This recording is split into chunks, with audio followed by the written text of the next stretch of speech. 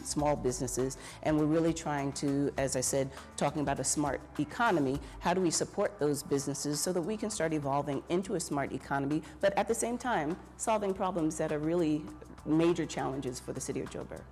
Participants hacked throughout the day in an attempt to scoop one of the prizes across smart city challenges. Our solution is a business intelligence-driven fleet management solution. So the problem that we actually identified was the fact that, Pick It Up collects waste from, many households in South Africa. In Joburg in particular, I think over 3 million households and 70,000 businesses.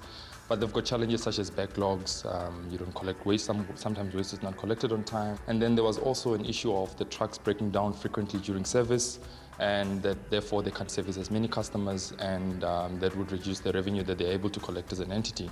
And so that was the second challenge that we looked at.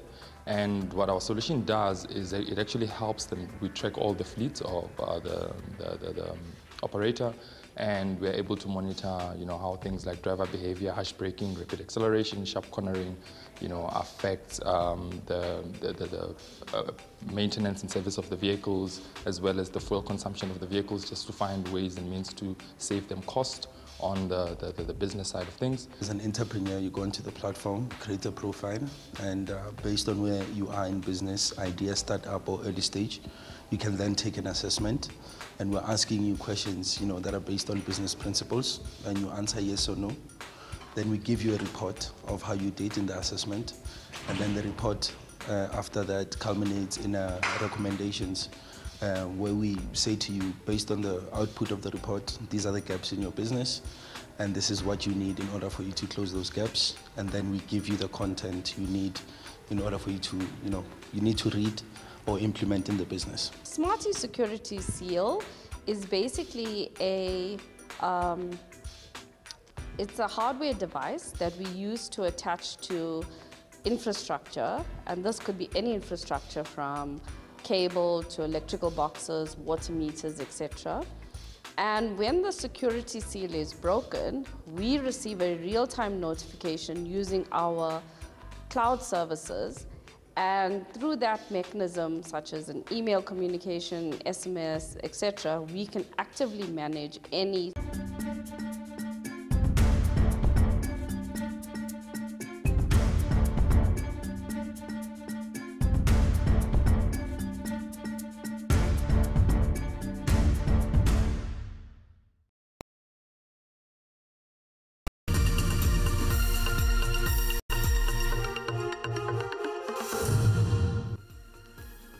Indvuna yetimali inogodongwane yethule Luphakelo Timali eholeni lemphakathi eKapa. Njengobe lukhetho lwavelonke selisonzela, iEFF ithi uma ingangena embusweni itawuvele ilungise lenkinga yagesi lehlasele lelive ntinkinga lekuhlasele lusha. Liqembu lalabasikati le-cricket kuleli lititholele indzawo kuma-semi-finals e-Women's T20 World Cup.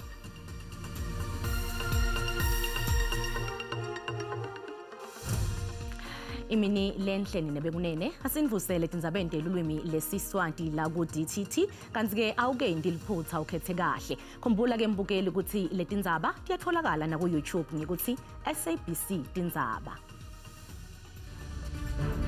SABC News itlile go tlhoma semmuso kana le entshwa ya dikgang ka 2023. I-DTT izokuhlinzeka ngazo zonke izindaba ihora nehora en rechtstreeks verrigtinge vanaf die parlement in jou taal uitsaai. Indaba ze-SABC ilizwi lakho zizimele azimamkhethe.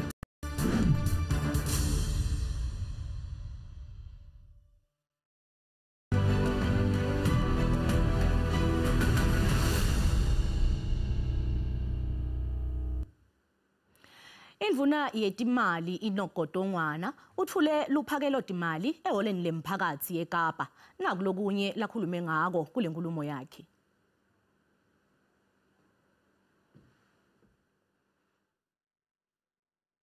The global recovery is slowing. Domestic load shedding has become more persistent and prolonged, impacting on service delivery and threatening the survival of many businesses. This is compounded by the disruption to freight and logistic networks. Households are under pressure from rising cost of living, and unemployment remains stubbornly high. We are navigating this difficult environment with policies that support faster growth and address fiscal risks. Sekuphele umnyaka indvuna yetemafa inogodongwana yathembisa ukuthi umgcini mafa utawusebenzisana nabohulumende betifundza nabomasipala kwendela kulungisa indzaba yekungatfulwa kwetinsita. Umphakathi wamasipala we-Rand West unelithemba lekuthi indvuna itawumemetela lusito lwetimali lokungashintsha tintfo kulo masipala.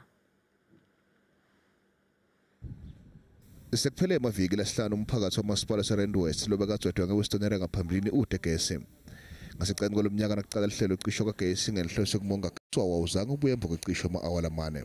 The promise service delivery, electricity stripping now and then.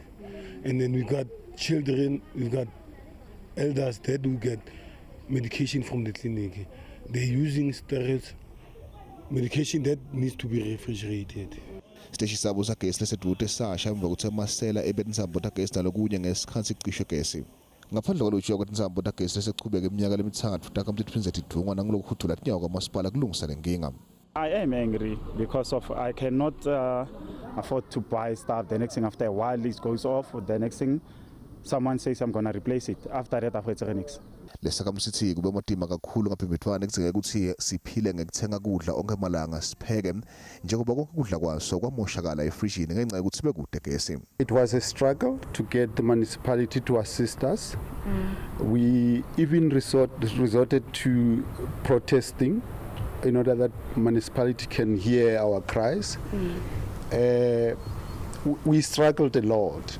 Bosomabhizinisi nabo babona lenkinga lenkulu yendlela bokudzingeka ukuthi lisebenzise imali lebeliyongile kude lichubeke nebhizinisi.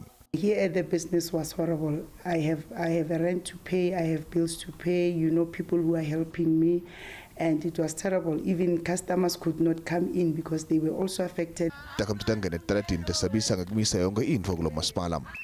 Bahlati batsi lenkinga bomasipala kuhluleka kusita takamtu sekubonakala kuyintfo levamile.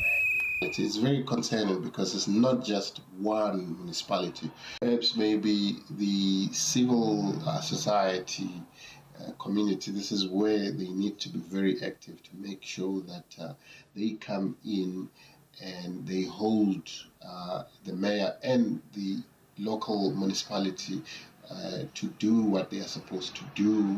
Kuthola masipala okuleta iEscom imali engathula kwa 800,000 nomarandi. Letinkinga tolo masipala etholele ekutheni angakhoni ukuphakela tisita kutakhamuti. Bahlati bathi ngakhoni ngoba masipala ukuphakela tisita kuyakhathata. Njengoba kutawethula SABC Timali, takamthi nelithemba lokuthi indvuna itamemetela lusito lwetimali olungenda timpilo tato ngcono.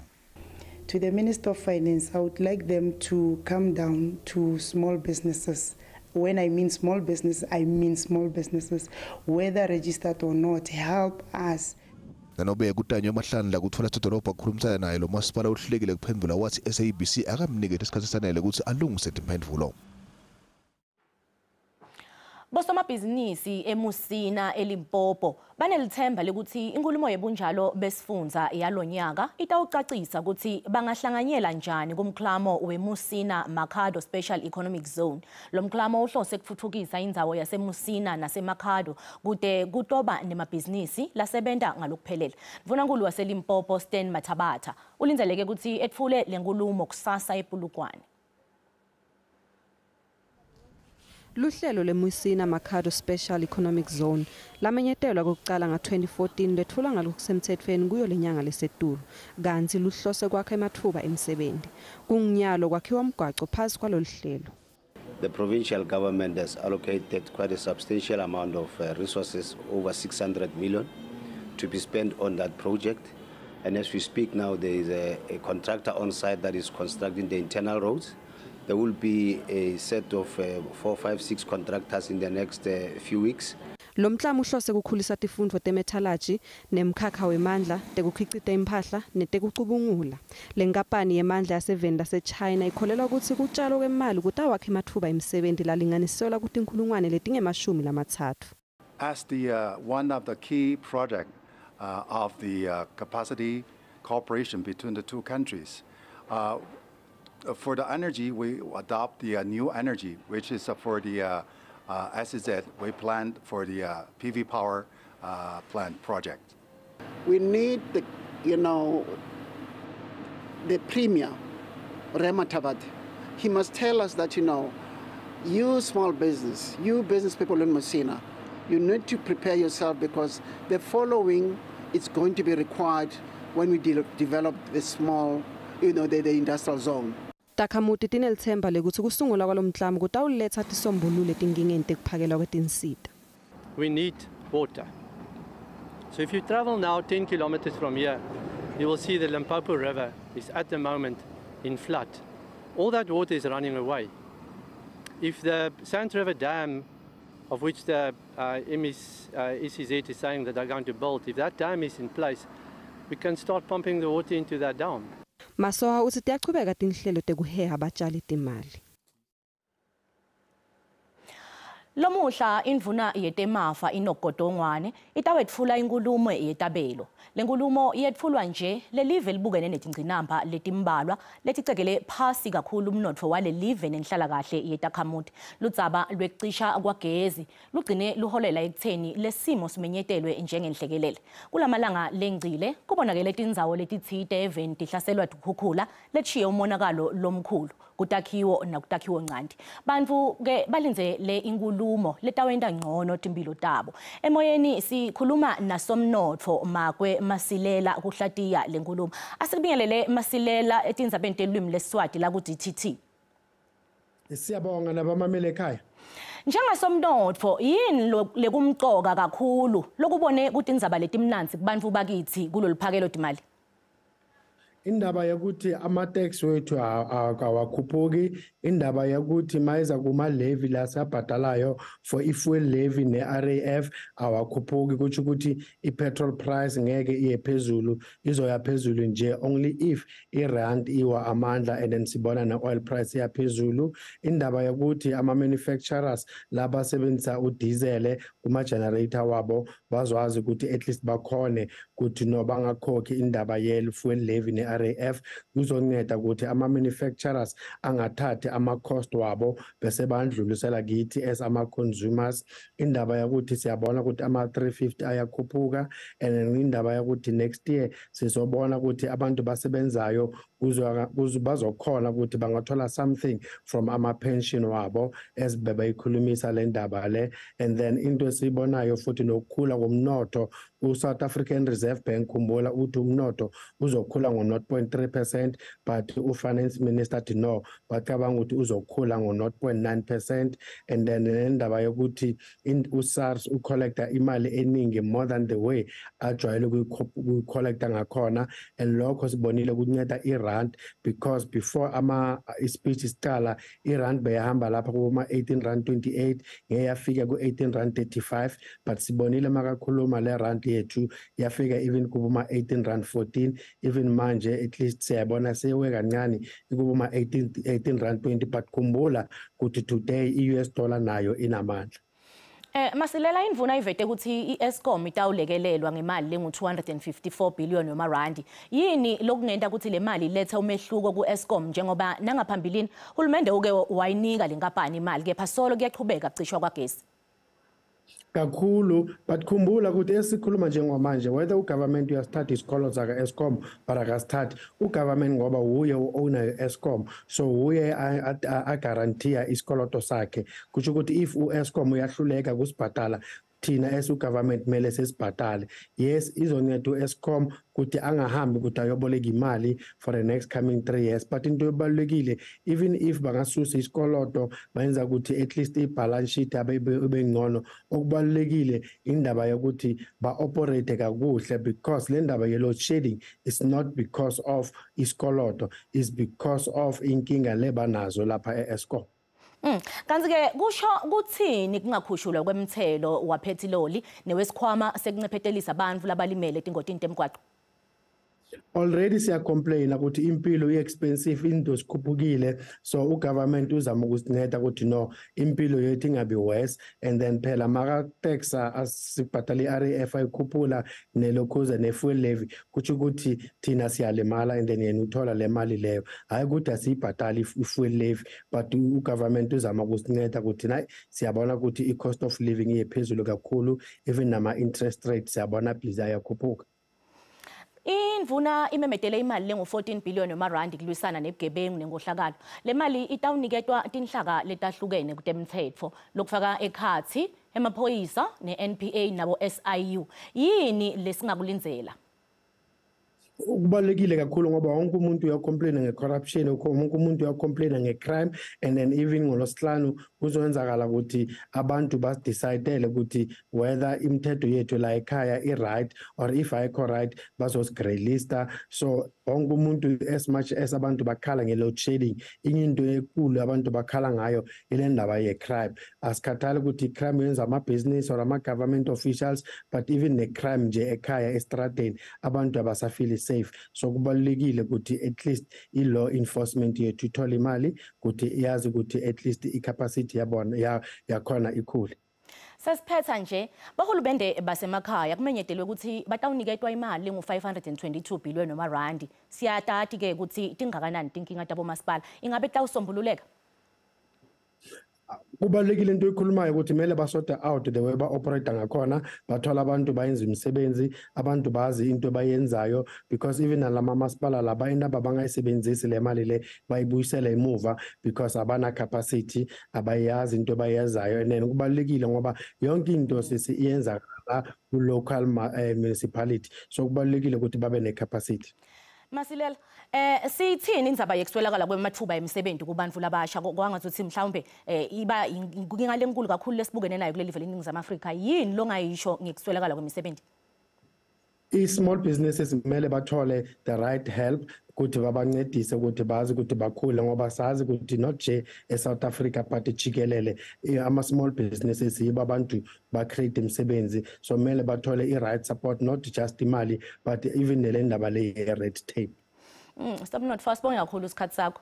Ngumakwe Masilela longusomnotfo lebekade ke yasichazela kabanti.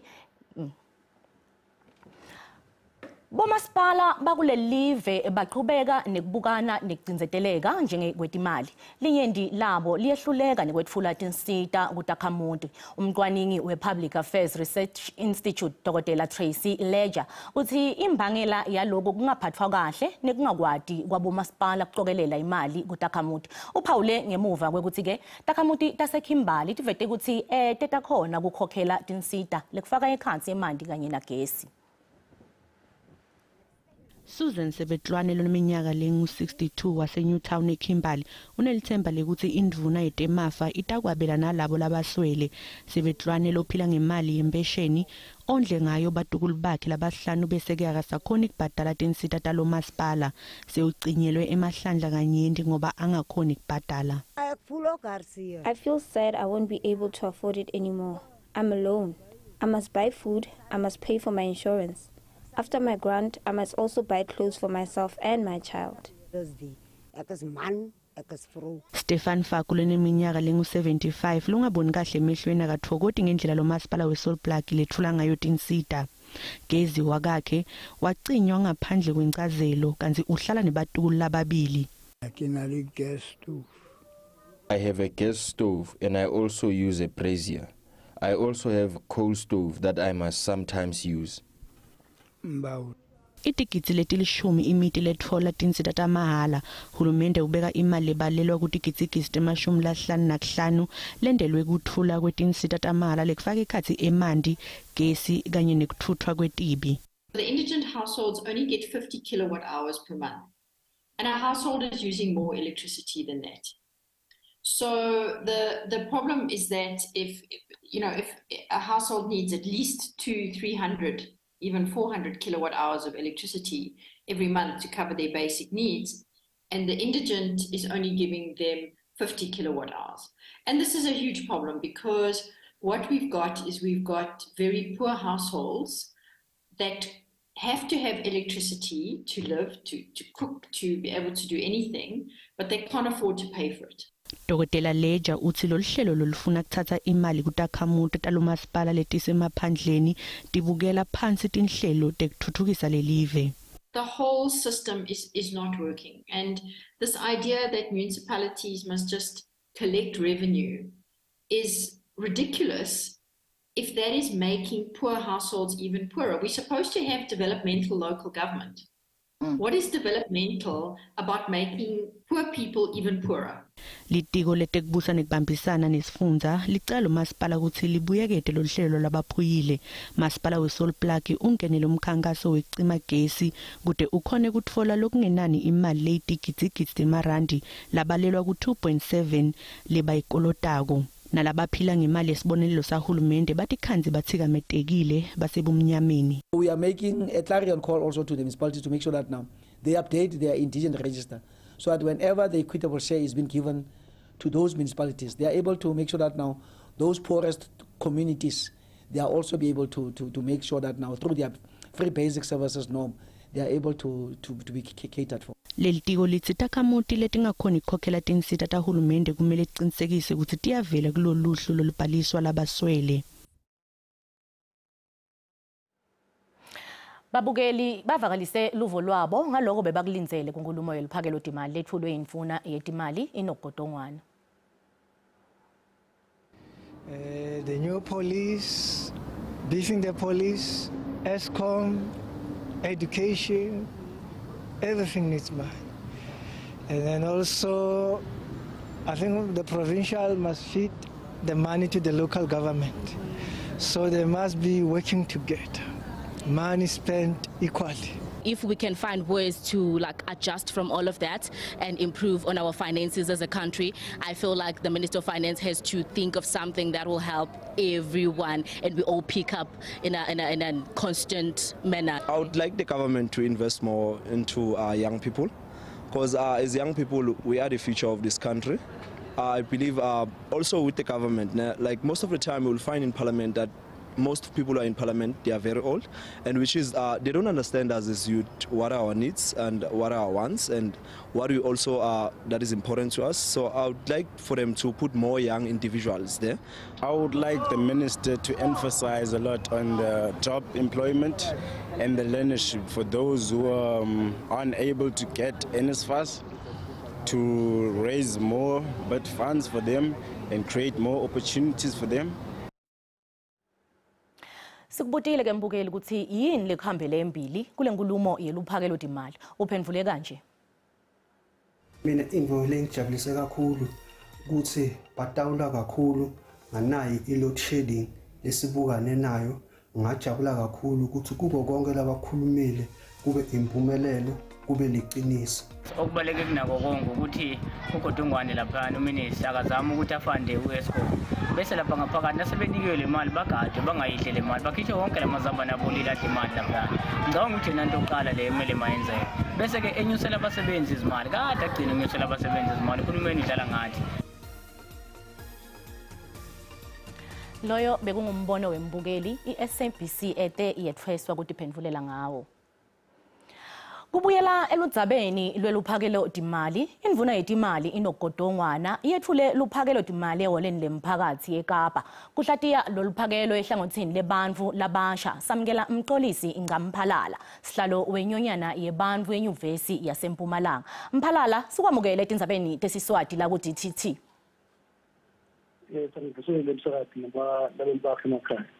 Ingabe unelisekile ngenkulumo yendvuna godongwana ikakhulu elidzabeni lwekuvulwa kwamatfuba emsebenzi njengobe tisetulu tibalo tebantfu labangasebenzi lokufaka kakhulu lusha.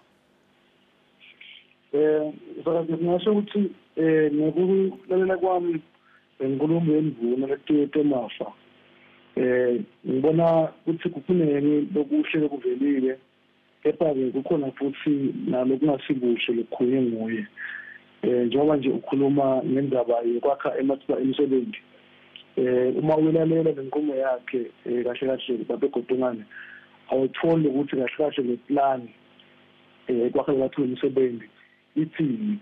Uma nje ulalela kahle uthola ukuthi uhulumende unaso sifiso sokuthi ungathi banisebenzi abekhona kepha lokungavakali kahle ukuthi lesilo sostability siba khona sele kanjani so lokho akavakali kahle lokunye uma ngathi uyayilalela kahle le nkulumo yakhe isuke ikhombise ukuthi ithanda kakhulu noma ke ivuna kakhulu osomabhizinisi labakhulu ngibekise nje yakhona abebakhuluma ngendaba yema-solar panels ukuthi kutaba ne-grant itanike abantu abathenga ama-solar kuzo ukuthi labalabo labaningi bakhona kutaba amabhizinisi la-onwabe noma-ke ebantfu labanemali laba nede imali bantu labasha lemakhaya bogogo angeke bona nabomake angeke baze bakhona ukuthi mhlawumbe bahlomule kule mali lengalevele kuthiwa i-energy plan but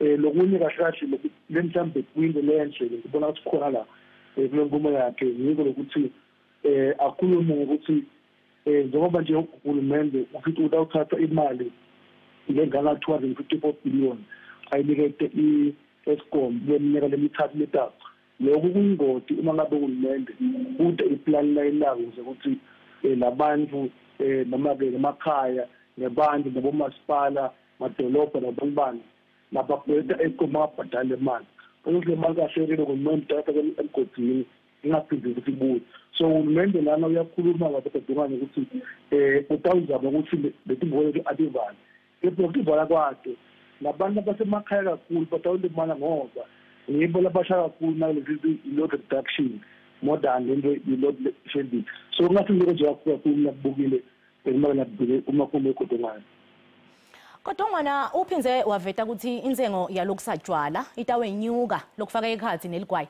ingabe lokhu kutawusida yini kwehlisa lizinga lebantu labasha labatfolakala bangene eshice ukuthi idzakamiva angeke lokho ngizokuside ngoba kufuna ukuthi kahle kahle uhulumende abuye ukuthi yini laba ukuthi lizinga lingazokucwala phakathi balabasha uma nake balabasha labasebentako ngendlela bathi ngakhona tshwala lezinga labo alisile lifana nomuntu losekhaya loselokishini losuke ekuseni hambe oyohlala esportisi etshwala ahlale ethaveni noma-ke athenge inyayobhe noma athenge insango nanani leli zinga lelingasatshwala lihambiselana ikhathi elingasebenzi balabasha kanti kwesibili uthulile babugodongane isipiki sakhe kulenza ikhuluma ukuthi kufanele ukuthi uhulumende kube nesitaba latelako kuzama ukuthi lokuthi kukhanyiswe tshwala ebhodini lokuthi kula nanani usendeka lokho so uma kusendeka lokho ngalapho noma ngise kanganani le-taxini noma-ke le mali ebhadalwako kwemithelo etshwala kanye neligwayi ngeke kuze kwelesibani labasha bese basakulasi ngobe solo lana labasha bafundekela ngako banikwa liko lethu njalo nje emakhaya kulukahle ngamapishani wena usho ukuthi kahle kahle akuchubeke kwenteka mente ufuna kusina kwenteka wena mfuna imali eningi kuko kuloko uhulumende elakusile kahle lokho Mphalala uhulumende uvete ukuthi utawusita ukubhadala letinye tikolodo letigweletwa yi-Eskom. Uthini umbono wakho ngalesinqumo kwatise phela ukuthi lokuhamba kwagesi kuphindze kuthikamede nemabhizinisi ebantfu labasha lasafufusa?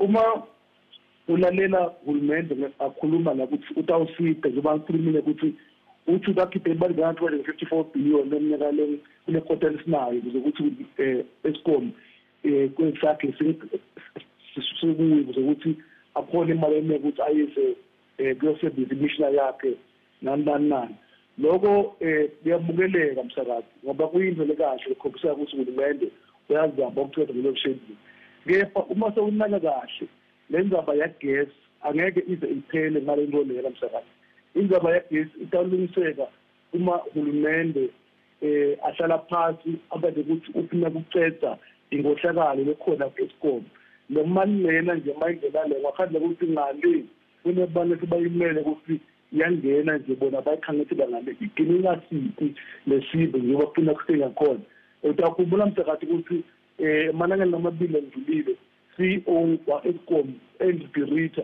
Dirita ukhulumile ukuthi kunengohlakalo lenene lekhona ka-Eskom so lokho babedirutha siyamazi ukuthi ngu-CEO umuntu lo-rana le company letu kakhulu kusho ukuthi ngeke sithathe phasi lokukhuluma ngendaba yenkohlakalo.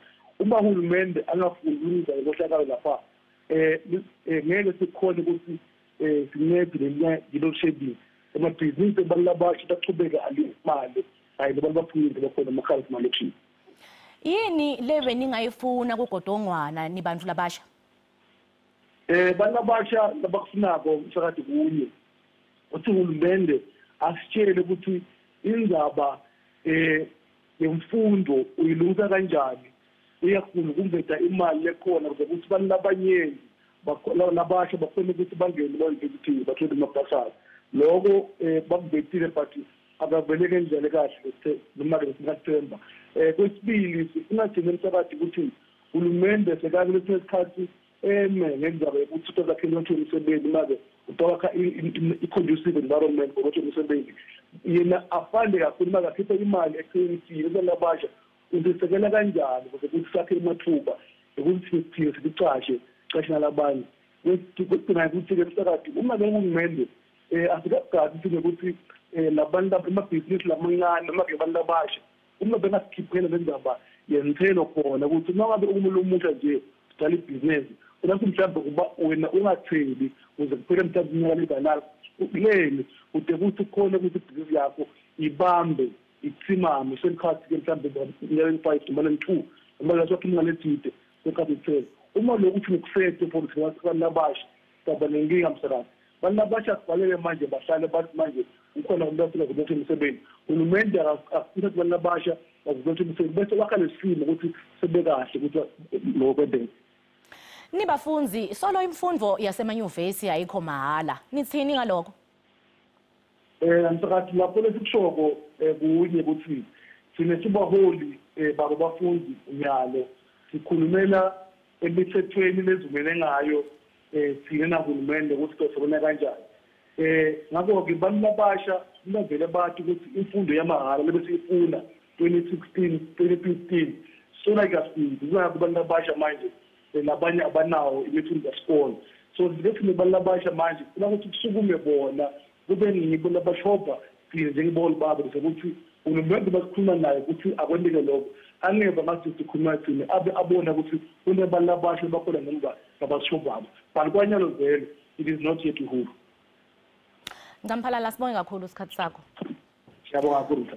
Kuhlangahlanganisa licembu nekungalandzeli tinqumo letithethwe esigungu lesisetulu kuleli cembu kulamanye amacala labekwe emalunga lamathathu esigodini saseMangaung eFree State. Bofani Lelimo, Patrick Manyakwane kanye naThonyana Selebedi bemisiwe kuleli cembu. Lamalunga lamathathu bebahamba embili kubanjweni kwalenye inkomfa ngelweti. Nyakeni leli cembu alithathwa njengeluhlaka lolisemthethweni emva kwekuthi sicithiwe isicelo sabo sekumisa inkomfa yesigodi saseMangaung enkantolo lephakeme eFree State.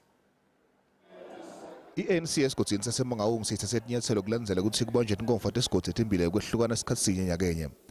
Emalunga lekuthiwa iphule imithetho licembu abukene nekujeziswa nyalo. I can confirm that I'm suspended with immediate effect, and it's not only me for now. The secretary Tonyana Selebedi and the chairperson Patrick Manyakwane were suspended with immediate effect pending our attendance to the disciplinary committee. And I must say that we were very shocked with these suspensions. What triggered these charges is the statement that we released on the 6th of February, where as the RC, we said and evaluated the report from the provincial conference. We also had views regarding the reshuffling. Other members felt that they are not going to be part and parcel of the conference and decided to have their own meeting. Now, the ANC had issued guidelines for all its branches nationally that what is a process that must be undertaken if we are to hold branch meetings that are going to elect leadership, and the same what exactly must happen when we are going to a regional conference, provincial conference, up to the national conference. All of us must participate within the framework of those guidelines. So now members decided to go out of or define themselves outside of the ANC processes, even though they were engaged, listened to, and encouraged to participate in the formal processes of the organization. Lamanye amalungu esigodini sasemangawula ingcenye leqembu leTikhalo Thithe lafaka ekhansi lisayele sodolobha wamasipala semangawuma baseka Mthimbinkwane abukiwe njengoba nawo neTincwadi ukuthi aqinisekise nobe cha ukuthi atsinzekele istatement lesoyele ekutheni kumisela lamanye amalunga. Njengobe lukhetho lwavelonke selusonzela, i-EFF ithi uma ingangena embusweni itawuvele ilungise lenkinga yagesi lehlasele lelive netinkinga lehlasele lusha. Lenhlangano ibonakala ikhula kusukela yasungulwa nga-2013. Umholi we-EFF Julius Malema bekakhulumisana nemhleli wetindzaba tepolitiki SABC lapho akhulume khona ngetihloko letahlukahlukene. I-EFF lekuyinhlangano yesithathu ngebukhulu kulelive ithi ihlose ukukhipha i-ANC kulolu khetho lwavelonke lalomnyaka lotawo kanti ifuna kubusa. Le nhlangano seyihlanganise iminyaka lelishumi solo yasungulwa kanti ibonakala yenda kahle kusukela yabakhona. Let's return Eskom to its former glory. Let's capacitate it. Let's refuse to dismantle Eskom. EFF iyobe inakhukhula ngoco kumisa nzitino lenyanga letawo kulelive njengobe iyobe imashela lenkinga lehlasele live kucima kwagesi ngenhloso yekumonga ngala futhi nalolu bito lwayo lokuthi mengameli Ramaphosa akashiye phansi esikhundleni sakhe. Lenhlangano ithi yoqinisekisa ukuthi emadolobha lamakhulu ayavala nemigwaco ngalokunjalo netinzawo taselugwini lwenelwandle litihambisa tiphinde tingenise tindvo kulelive. You are calling for a national shutdown, yes, on the 20th of March, because the people, when the government reaches a point where it's unable to discharge its responsibilities, we don't express ourselves only through the vote. The picket lines, the protest, as enshrined and protected by the Constitution, is another form of speaking. And therefore, you can't say to call for a shutdown and to call for the president who failed to step down is an undemocratic practice. It's not true. Lenhlangano seyifaka ishukumo sasekungamethembiso somlomo eParliament kuvelonke noSiviwe Maphisa Nqakula.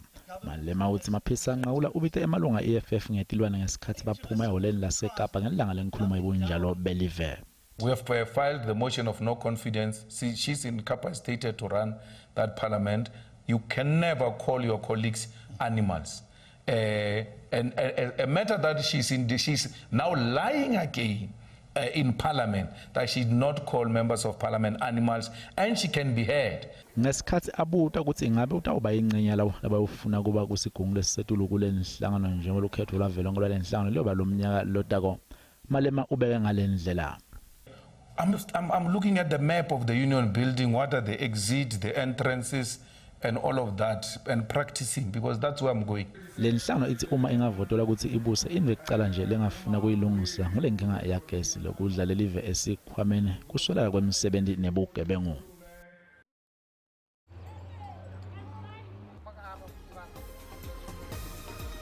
Kuletinye umasibuya ititolo inkampani lekhiqita tinsita tekuphehla gesi ngelilanga yaseBloemfontein ithi lemikhiqito yabo itawusita kulwisana nenkinga yagesi lebukene naleli.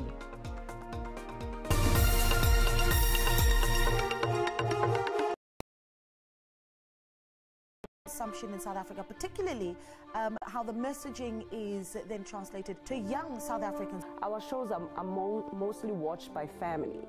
So it is a conversation that has to be done also with the people who give the money to the writing of those stories. Well, in advertising itself, particularly, the way in which alcohol is presented in our society is that it's part of having a good time. As Amapungane were investigating in South Africa, Namibian journalists were also looking into the story of the Phala Phala farm theft. Is it a political ploy to stop President Ramaphosa from getting a second term, or is this president a flawed character? It's really important to sift through the facts and to really verify. Watch Media and Society Sundays 9 a.m. with me, Naledi Muleo, on the SABC News channel. We are a nation with a lot to say, a nation with strong views, a nation that wants to be heard. Now you can have your say. After all, it's topical.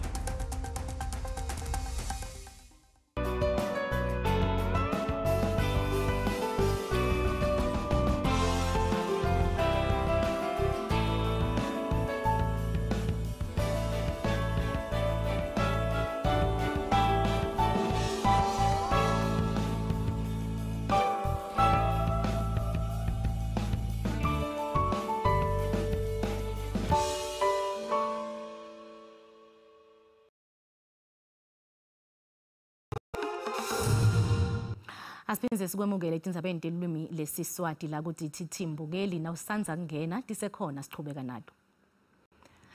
Inkampani lekhicita tinsita tekuphehla gesi ngelanga yaseBloemfontein ithi lemikhicito yabo itawusita kulwisana nenkinga yagesi lebukene naleli. Linyendi selihlose kushintsha indlela yokutfola gesi ngetizatfu tekucinywa kwagesi ngenhloso yekumonga. Njengoba iNingizimu Afrika ibukana nokucinywa kagesi ngenhloso yokumonga lokubonakala kungenaso sisombululo, Linyendi selibuka letinye tindlela tokutfola gesi kanye nekonga imali njengoba tindleko tagesi setimba eqolo. Kanti labo labathengisa tisita tekuphehla gesi ngelanga kanye nema-generator bathengise kakhulu. Ibhizinisi yetinsita tekuphehla gesi ngelanga yaseBloemfontein liyasungulwa ngomnyaka wa-2017 ikhule kakhulu. With the higher levels of load shedding and the higher stages of load shedding, it's gone exponentially higher even still. To the extent where we've almost in the first 2 months of 2023, done half of our turnover of the whole of last year. So I think that just speaks to the extent of the plight of the people. Nalobe Linyendi lifuna kushintsha indlela yokutfola emandla, kepha kuba madima ngetizatfu tesimo sekuphila kanye nemnotfo londenga-ndengako. Kanti letinye takhamuti taseBloemfontein tithi hulumende ngento lomkhulu umehluko uma ngatisita. If ever the Minister of Energy will implement the issue of solar, it be helpful for our communities. They will assist as much as here in our area we have the Giza's solars. Mengameli Cyril Ramaphosa ngalesikhathi etfule inkulumo ebunjalo belive umemetele ukuthi kutawubona luhlelo lokunika takhamuti phehla gesi telilanga. Kanti indvuna yetimali inogodongwana ilenzele ukuthi yenabe kabandi ngalolu dzaba ngesikhathi yetfula inkulumo yoLuphakelo Timali lwalonyaka. Absolutely viable, and remember there are two parts of this conversation at this stage. So the first part is I want to save, obviously, long term, and I want to be able to pay off my system. But the second part is I just want the comfort of at least having electricity when I need it. And remember, it comes down to security as well. I mean, you want your cameras to be working, you want your fridges to be running, you don't want to lose, let's say, meat you have stored in your fridge or any food stuff. We support it as black business in the province. The only thing that we would urge government to actually be stringent on is make sure that those measures actually trickle down to the beneficiaries, to the numbers of small business owners that are affected by load shedding. Kanti letinye takhamuti tendele ubito lokuthi tifuna indlela yokutfola emandla letawusebenta kahle njengoba lakuleli bukene ukuhamba kwagezi onke malanga. Tinhlangano letingayendi inzuzo naleto leteluleka labahlukumetekile eVembe district eLimpopo bakhala letmartphones kulandzela ukuthi hulumende ehluleke kubelekelela ngetimali. Letinhlangano tidlala inzima lenkulu ekulwisaneni nekuhlukumeteka ngekwebulili. Lendzawo inetigameko letinyenti tekunukubetwa kwebantfu. Lesihloko ke kulindzeleke ukuthi sihambe embili enkulumeni yebunjalo besifundza kanye neyeluphakelo timali. iRenayise Ngane Foundation iseneminyaka emelela abahlukubetwa ngokwebulili kulesifundza. Ngepha ngenxa yokungachaswa ngemali nekuswela tinsita kuba madima kusebenta. Kulwa nalesidlova kubita kakhulu.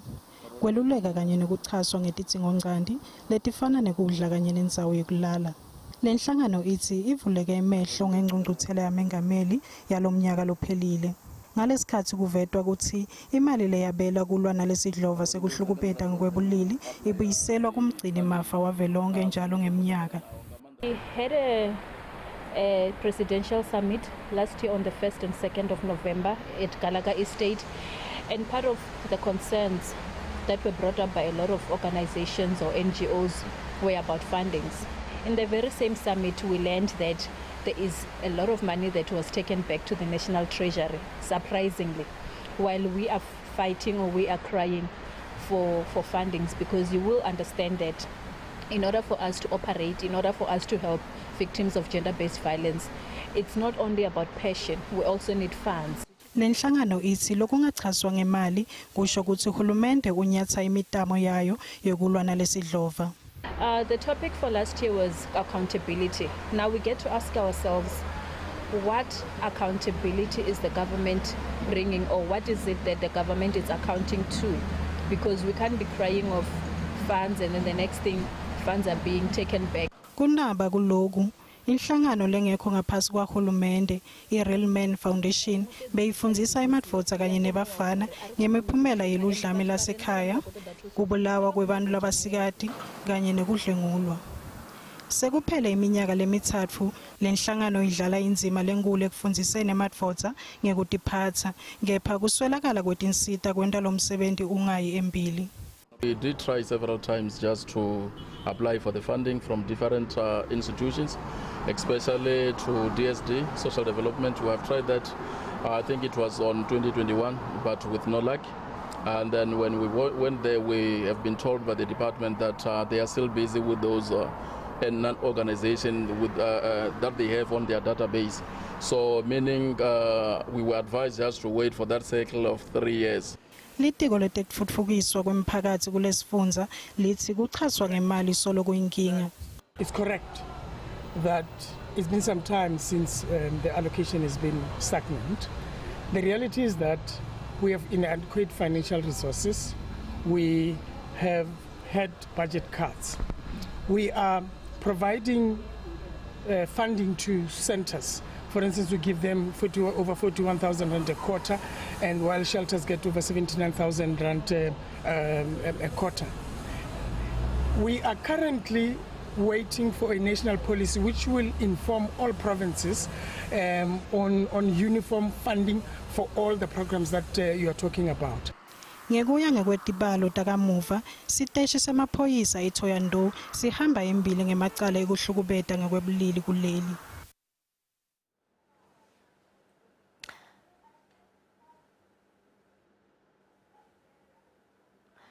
Live lelinebantu labanyenti eAfrika iNigeria liyobe linelukhetfo ngemgcibelo balishumi nesiphohlongo bantfu labafuna kuthatha lesikhundla sekuba ngumengameli walela live kanti bathathu lababonakala ukuthi bangahle baphumelele ngaphandle kwenkinga.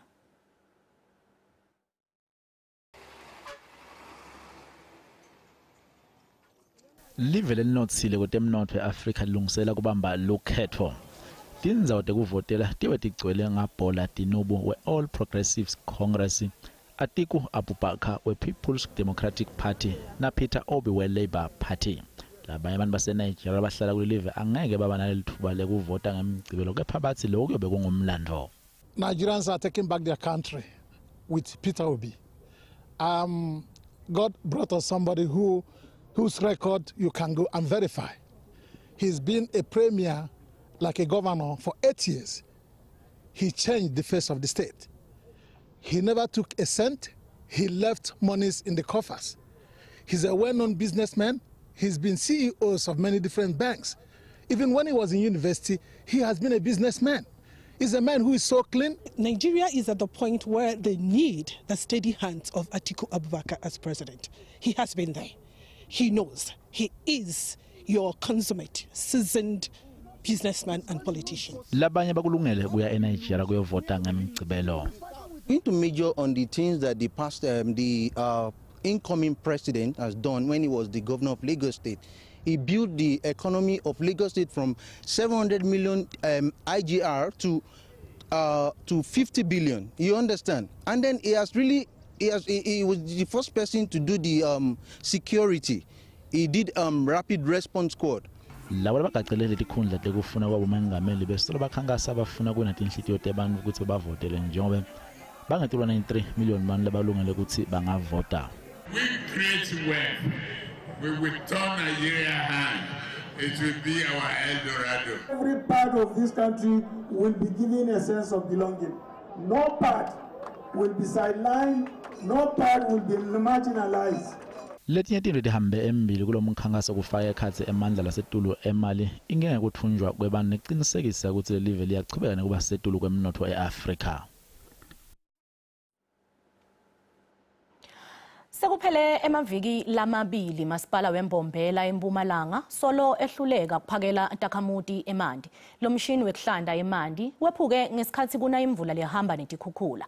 Lesimo setimvula letinemandla lethamba netikhukhula sesimenyetelwe njengenhlekelele. Tinkulungwane tetakhamuti letisembombela nemacenzelo tide eMandi kanzi masipala uthi usebenza busuku nemini kulungisa lesimo. Sekuyinsa kavukela kugezwa kwebusomo. Takhamuti tihamba emabanga lamathe kuyulayinela eMandi emalokishini asembombela. Sekuphele amaviki lamabili kanti takhamuti sitihlaphanikile. The government is failing us. I have been working for 7 days. I'm frustrated with water.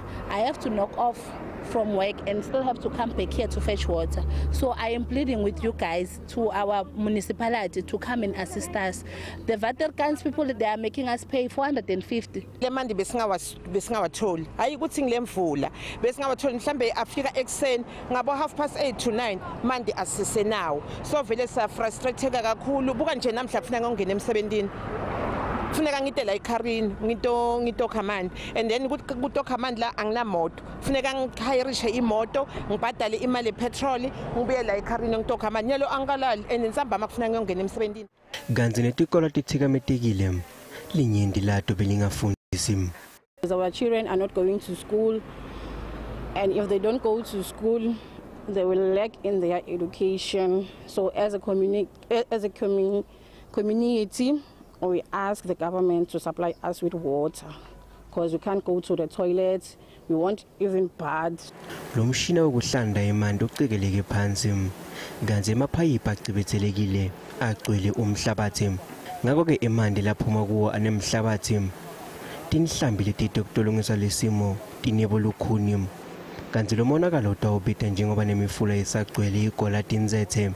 Emvula uma inaso engakehlanga to le level le right idonsa lomhlabathi then iblocka lama pump ethu nama pump ethu uma seka blockeka kasakhona ikupompa one uma ngabe siyochubeka sifostele ukudonsa lomhlabathi ngaphandle kokuneta umphakathi imhlabathi siyobe sesiphula nalama pompa so ngiko lokho sesingakhona ukuthi sibanikede eMandi ngendlela lekufanele bawathole ngayo ngiko sichamukana loluhlu lokuthi njengoba siyadi ukuthi kwakhiwa ngendlela yokuthi manje lama pumpa ngaphansi asibe nendlela singumasipala leyo yaphambili akufakwe ni canal letinye Tindzaba nthi sibuka kuletinye Tindzaba ukuthi basebenza njani singafaka icanal lamanda aphume la kule raw water le ayokhona ngena lapha treatment plant at least angena nganamhlabathi angeke kutholakala ukuthi le nkinga iyachubeka in the near future. Njengoba kunemvula lelenzelekile lolu hlelo lokulungiswa kwamaphayiphi lungahle luthathe isikhathi lesithe.